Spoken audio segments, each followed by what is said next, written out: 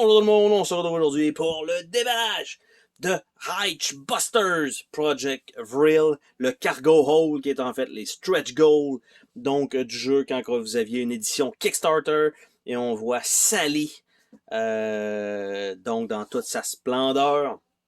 Et donc le jeu lui-même, la boîte, c'est exactement le même genre de grosse boîte qu'on a eu depuis le début. La boîte nous dit absolument rien du contenu de ce qu'il y a à l'intérieur, mais c'est bourré de nouveaux héros surtout et de quelques composantes en plastique pour remplacer des jetons de carton.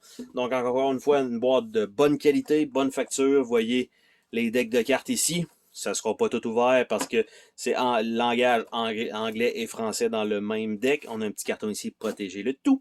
Et nous avons ici des nouveaux ennemis. Donc j'essaie de sortir ça et ça ne sera pas possible. Donc OK. On a ça ici. On a les paquets de cartes. Ça c'est clairement les cartes des héros. Donc en français. En français. En anglais. En anglais ici. Donc on a tout ça.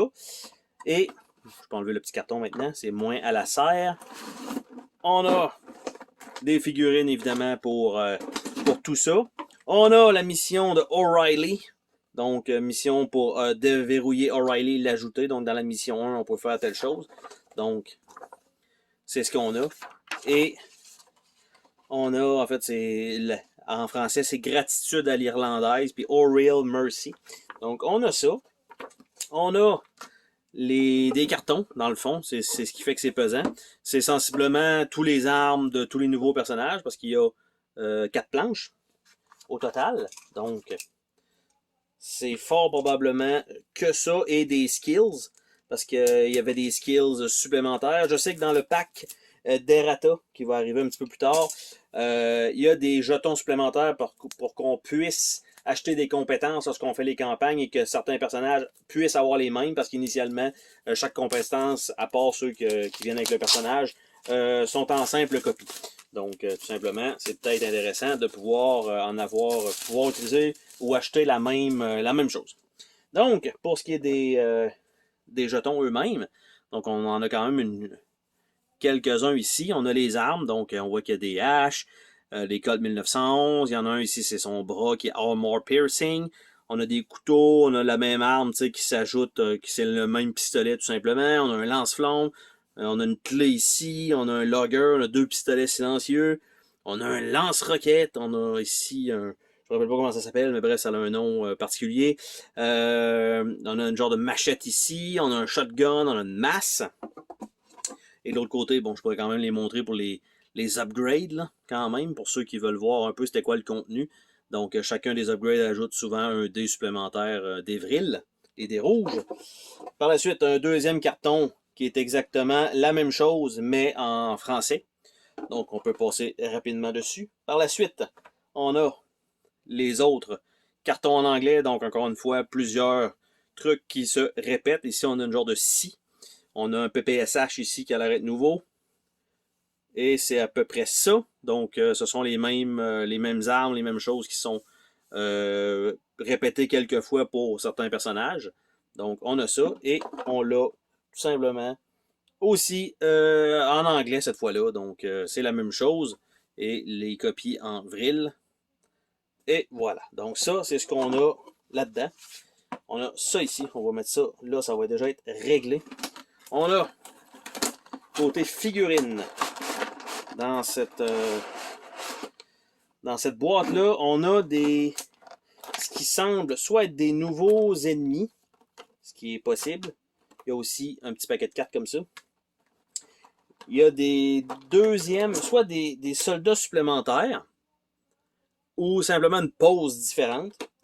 On a des personnages ici avec les genres de conteneurs, ça a l'air d'être dangereux. On a ceux-là ici qui ont l'air d'être des Wolverine en projet X. Ça, on en avait déjà me semble, dans le jeu de base, qui sont les expérimentations, mais c'est peut-être une pause différente. Et on a ces genres de zombies / robots qui sont là, qui sont ajoutés.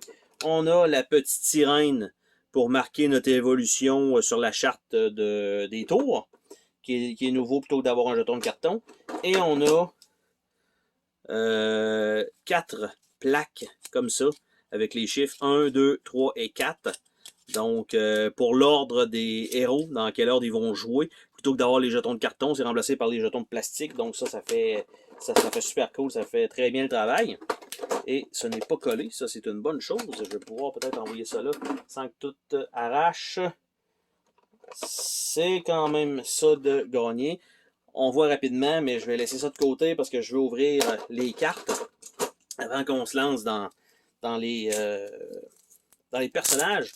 Donc, ici, il y a Experiment Table. Il y a 2 cartes parce qu'il y a une version anglaise et une version française.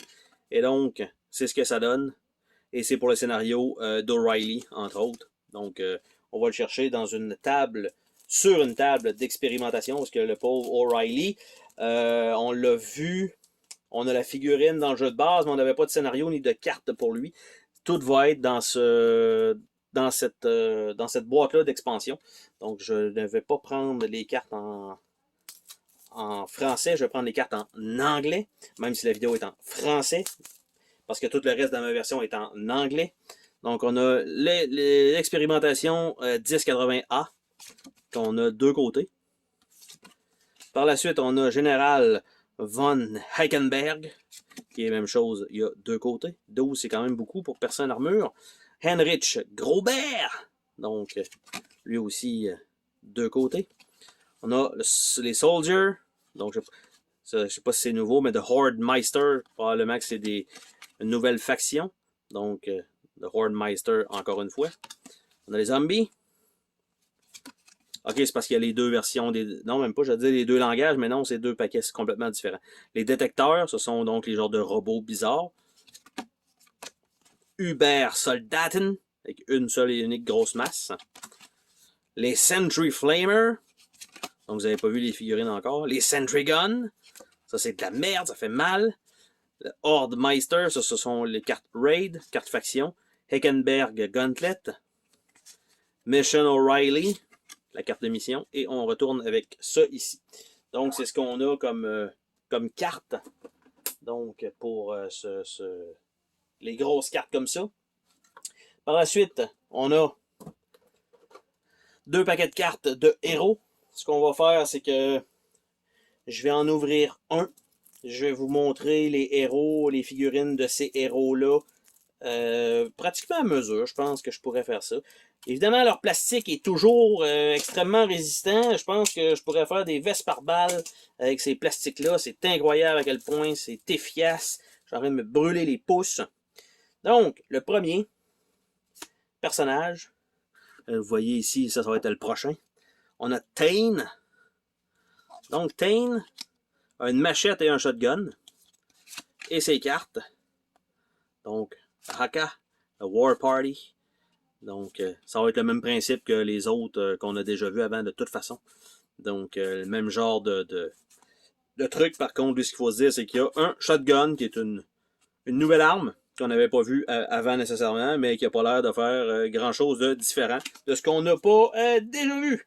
Donc, Tain, lui, c'est lui ici. Donc, avec sa langue sortie, il est en train de prendre sa grenade, il a sa machette, il a le shotgun dans le dos. Top shape, il est prêt. Par la suite, nous avons Hans. Alors, Hans, ici, évidemment, la carte, il faudrait que je la flippe dans le bon sens. Il y a un Rocket Launcher et un Lugger. Et donc, Achtung, Panzergrenadier, Schnell, Schnoll aussi, pourquoi pas, Blitzkrieg, German Engineering, Panzerrecht, German Efficiency, Look No Hands, Give Them a Hands, ou a Hand, Armored Unit, Blitzkrieg et Armored Unit. Donc, c'est son petit deck à lui. Et Hans, c'est lui ici, avec le Panzerschreck. Là, c'est bizarre, par exemple, qu'il y ait un trou dans le dos. J'ai l'impression qu'il manque probablement un petit morceau de quelque chose, une parcelle, parce que Pas l'impression que c'est normal. Je pense qu'il doit y manquer un sac à dos, probablement, que je n'ai pas vu dans la boîte. Donc, c'est possible que la figurine soit juste pas correcte. C'est pas impossible, OK? Mais ça, c'est un petit peu bizarre. On continue. Par la suite, on a Remy. Donc, Remy, c'est tout son deck. Donc, Remy, un peu spécial comme personnage. Lui, il a 2 pistolets différents. Donc, Double Dutch, False Alarm, Give False Order, The Best Defense, New Order, Disguise, Officer Disguise, Infiltrator, and Misinformation, Too Dutch to Handle, ou Too Hot, et Snapshot. En fait, c'est pour ça qu'il y a un pistolet américain et un pistolet allemand parce qu'il est infiltré. Et lui, si je regarde sa fameuse figurine, est-ce que ce serait lui? Make sense. Lui est en train de se balancer sur une caisse par en arrière. Son chapeau est tombé parce qu'il s'est fait découvert et il fait sa Max Payne. Là. Et voilà. Donc, il fallait que je le fasse. Hein? Donc, ça, c'est fait. Par la suite, on a le prof. Donc, professeur, qui est la Canadienne. Donc, Genius. Pistolet couteau. Très, très, très simple comme personnage d'attaque. Mad Scientist. Mistress of Chaos. Can Aid DN. Can Aid IN. Mais c'est Canadian. Deadly Neutroxin. Confusion. Donc, ça va être un peu différent comme personnage, encore une fois. Ils ont toutes leurs petites twists. Donc, la professeure, elle est ici. Donc, avec le petit chapeau, le big pack, avec le petit pistolet. Donc, voilà. Nous avons également Flaming Joe. Flaming Joe. Alors, Flamer. Donc, le Flamer, Burn, Baby, Burn. Disco Inferno. Wow, les 2 cartes back-à-back, ça c'est bien. Hold Your Fire, Making Toast, Fire at Will, Ready Steady. Donc, je les passe quand même vite parce qu'il faut quand même qu'on se termine tout ça. Donc, Flaming Joe, qui est le seul avec un lance-flamme, il est facile à voir. Donc, il a l'air de ça. Allez, brûle-moi tout ça. Et on a O'Reilly, qui n'est pas dans cet emballage-là pour la figurine, qui était dans la boîte de base. Donc, avec un pipe wrench puis un marteau. Donc, on a ça. Move, Get Wrench, Trickiller, Brilliant. Donc, on a, encore une fois, un bon deck de cartes différent. Lui, ça va être juste du melee. Donc, lui, comme on a dit, ses cartes sont pas visibles présentement. Côté des Sentry, donc on a elle ici qui a l'air d'être le genre de minigun. On a la tourelle lance-flamme. Donc ça, c'est quand même pas pire. Par la suite, on a les genres de robots qui explosaient. On en a des copies supplémentaires. On a les personnages avec le marteau. Les sledges de ce monde, on va dire ça comme ça. Pour ceux qui ont la référence. Après ça, on a genre de général soldat ici avec son backpack pour le tenir en vie. On a l'autre ici avec son genre de sedat gun, sa petite épée. Je sais pas trop comment ça va tourner son truc, mais pas certain que ça va être efficace. On a un genre de personnage comme ça avec les tentacules un peu dégueulasses. On en a une version, j'allais dire un peu plus grosse, mais ici ça a l'air d'être comme une tête fendue en deux et ça qui sort. Donc c'est quand même particulier comme monstre. Et on a un autre un autre giga robot, mitrailleuse, bouclier comme on avait dans le jeu de base. Donc on est rendu avec 2. Ça peut faire mal dans un scénario quand même d'en avoir 2. Et il nous reste un petit paquet de cartes à voir dans tout ça. Pour les personnages donc supplémentaires. Donc ça, déjà avec juste les personnages qu'on a passés et les 5 de base, ça en donne quand même un certain nombre déjà. Et là, il s'en rajoute encore plusieurs.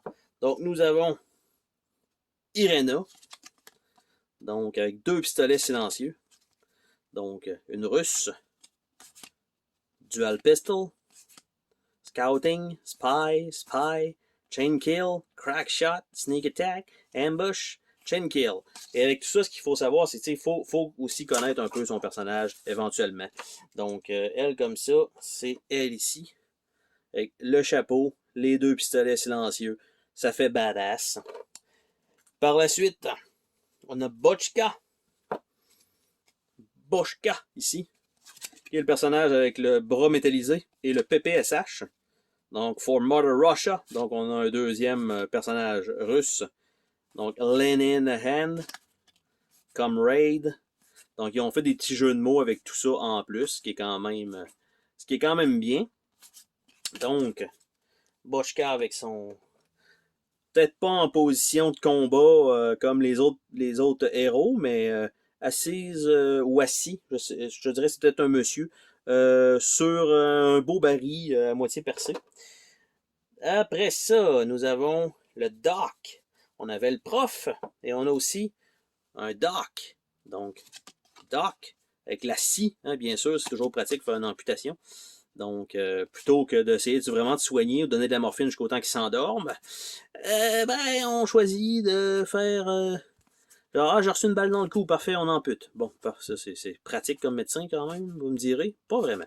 Donc, un doc, c'est lui ici avec son petit chapeau et sa scie. Donc, il est peut-être bien cool. On ne saura peut-être jamais. Après ça, nous avons Bjorn. Donc, Bjorn avec hache et pistolet.